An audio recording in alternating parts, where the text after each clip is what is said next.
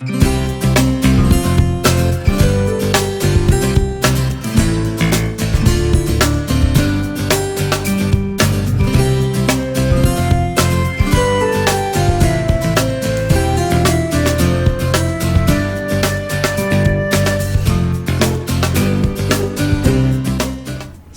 today we're going to take a small tour around Dubuque, just drive through. It's really a beautiful city, and my mom has never been here before. I lived here for almost 20 years and she's never been here before.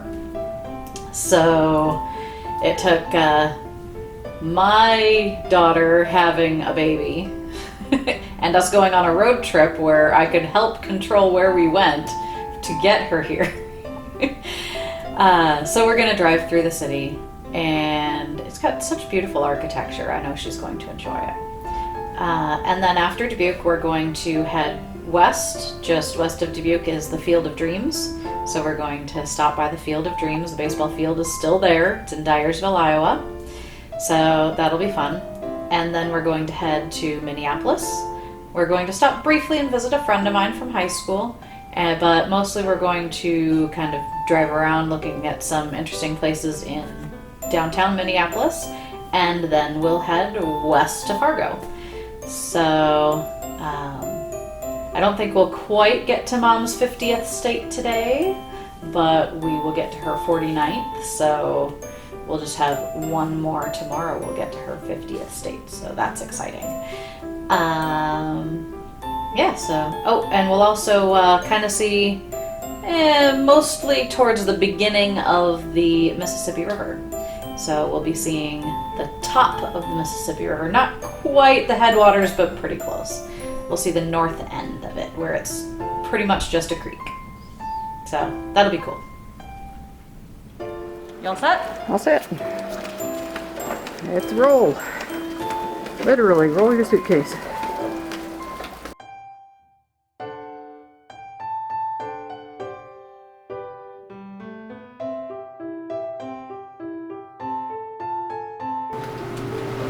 Smile.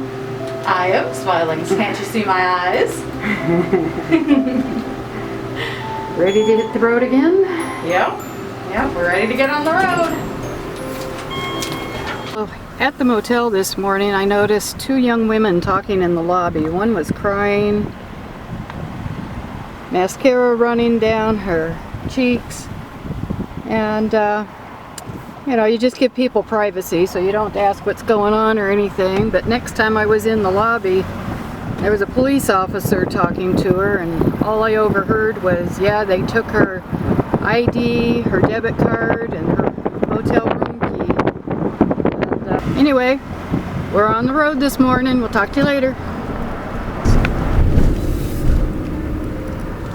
Well, we've had good luck with the weather, but that cloud right there, I don't know what that's gonna do. You might want to look at this cloud over here. Yeah, they're all about the same. So this morning we left Dubuque, Iowa. We did get a chance to visit my daughter and grandson again this morning before leaving town. Now, I used to live in Dubuque, so I visit a couple of times a year. I come back and visit friends and family. So I'm used to visiting and leaving and visiting and leaving. So it wasn't as big of a deal as it could have been. Plus, I was just there a week ago, so I had visited last week, went home, and just come back for this trip. So leaving today was less like, it wasn't so much sad as it was like, okay, now mentally I'm ready to go home. Because I'm so used to visiting Dubuque, and when I leave Dubuque, I go home to Pennsylvania. So like mentally I'm just going, okay, I am done with this trip, I'm going home. But we're nowhere near being done with this trip. We're only like not even a third of the way into it, really. And so it was just, you know, I kind of spent the day reminding myself I'm not going home yet. Dubuque, Iowa, which I had never seen, even though my daughter lived there for many years. Somehow we saw each other in other places, but never in Dubuque. So it was fun to see the city and tour around and see up. There's a lot of gorgeous murals in town and lots of nice architectures. I would have liked to spend more time in Dubuque. There's so many sites that I haven't seen. There's so much that Crescentia's told me about that maybe someday I'll be able to come back and take a look at. We got to visit the Field of Dreams in Iowa, which I've been to a couple of times before. It's pretty cool. If you build it, he will come. We picked up a cheap bat and ball and hit the ball at the Field of Dreams.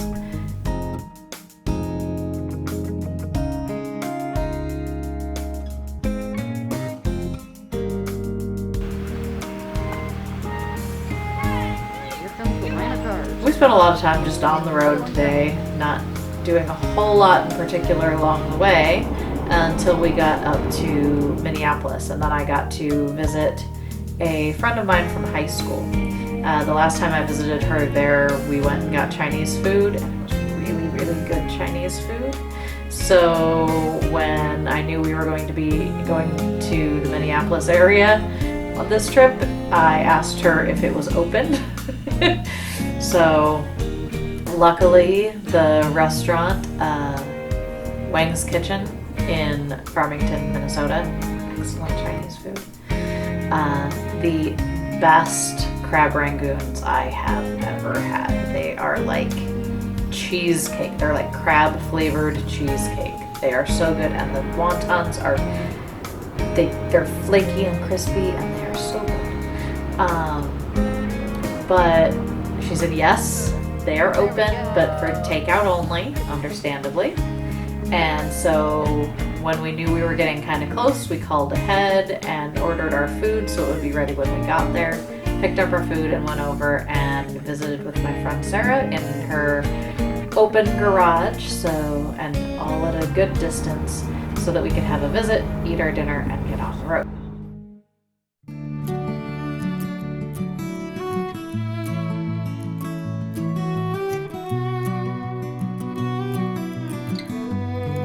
Continue on I-35 north. We headed up towards Minneapolis, which is a town I've been waiting to see.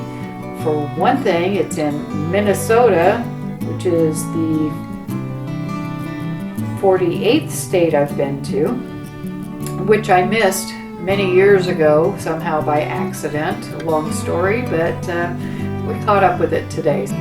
Pretty frustrating was the construction, because it would be like, okay, drop down speed because of construction zone. Okay, you're through the construction zone for a mile, so you can go faster for that mile, but then it's a construction zone again.